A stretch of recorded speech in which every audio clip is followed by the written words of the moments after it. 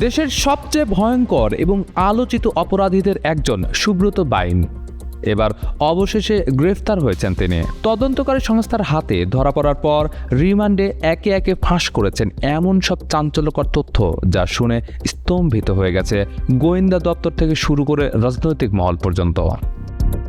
সম্প্রতি রিমান্ডে সুব্রত স্বীকার করেছেন শুধু দেশেই নয়, সীমান্ত পেরিয়ে ভারতের গোপন গোয়েন্দা সংস্থা র এর সঙ্গে তার ছিল সরাসরি যোগাযোগ। এমনকি তিনি ভারতের মাটিতে র এর মাধ্যমে নিয়েছেন বিশেষ কমান্ডো প্রশিক্ষণ।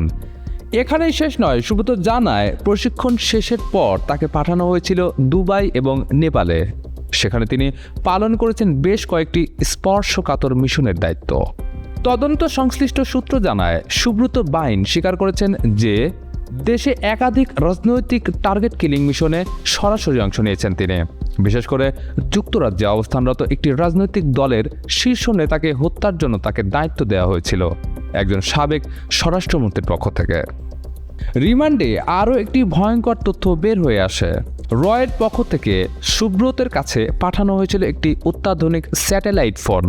এই ফোনটি এসেছিল সুব্রতের ঘনিষ্ঠ সহযোগী মোল্লা মাসুদের মাধ্যমে।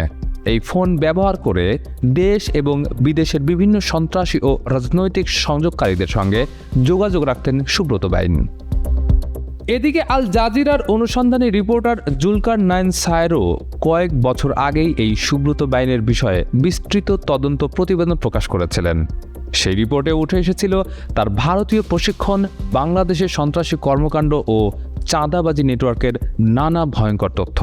সূত্র বলছে 2001 সালে সরকারের ঘোষিত 23 শীর্ষ সন্ত্রাসীর তালিকায় নাম আসার পরপরই পালিয়ে যান সুব্রত বাইন। যশোরে নিজের পরিবার রেখে চলে যান ভারতে। কলকাতা থেকে তিনি নিয়মিত যোগাযোগ রাখতেন নিজের নেটওয়ার্কের সঙ্গে। 2007 সালে ভারতীয় প্রশাসনের ধরপাকড় শুরুর পর আবার পলায়ন। এবার সিঙ্গাপুর ও চীন হয়ে শেষমেশ পৌঁছান দুবাই। সেখানে শুরু হয় সুব্রতের বিলাসবহুল জীবন। তিনি চেষ্টা করেন আন্তর্জাতিক মাফিয়া দাউদ ইব্রাহিমের ঘনিষ্ঠদের সঙ্গেও সম্পর্ক স্থাপন করতে।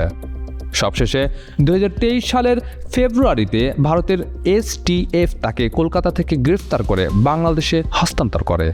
এরপর তাকে নেওয়া হয় র্যাব সদর দপ্তরে, যেখানে সাক্ষাৎ করেন তৎকালীন স্বরাষ্ট্রমন্ত্রী আসাদুজ্জামান খান কামাল, পুলিশ কর্মকর্তা মনিরুল ইসলাম এবং এক সিনিয়র র কর্মকর্তা। সেখানে সিদ্ধান্ত হয় তাকে যুক্তরাজ্যে পাঠিয়ে একটি রাজনৈতিক হত্যা মিশনে নিয়োগ দেওয়ার। এতে রাজি হলে সুব্রতকে স্নাইপার রাইফেল ও টার্গেটিং প্রশিক্ষণও দেওয়া হয়। 2023 সালের 5 আগস্ট সরকার পতনের পর সুব্রত বাইনকে মুক্তি দেওয়া হয়। এরপর তিনি আবার সক্রিয় হয়ে ওঠেন। তার সঙ্গে ফের যোগাযোগ স্থাপন করে ভারতের র। নতুন করে স্যাটেলাইট ফোন সহ তাকে সহায়তা করতে দেশে আসে মাসুদ মোল্লা।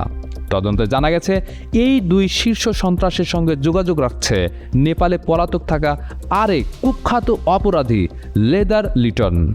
মূলত এই লিটনই এখন সেতুবন্ধন হিসেবে কাজ করছে পলাতক আওয়ামী নেতাদের সঙ্গে সুব্রত গ্যাংয়ের।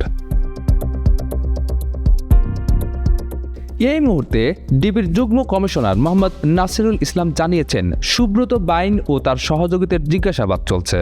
তারা যে তথ্য দিচ্ছে তা যাচাই বাছাইয়ের জন্য কাজ অত্যন্ত গুরুত্বের সঙ্গে করা হচ্ছে। তবে তদন্ত সংশ্লিষ্ট অনেকেই মনে করেছেন এখানেই শেষ নয়, সামনে আসতে পারে আরও ভয়ঙ্কর এবং বিস্ফোরক তথ্য। দেশের রাজনীতি, নিরাপত্তা ও গোয়েন্দা জগৎ কাঁপিয়ে দিতে পারে এইসব তথ্য। এই ঘটনা কি প্রমাণ করে? দেশের ভেতরেই কেউ কেউ আন্তর্জাতিক সন্ত্রাসের ছায়া হয়ে দাঁড়িয়ে আছে।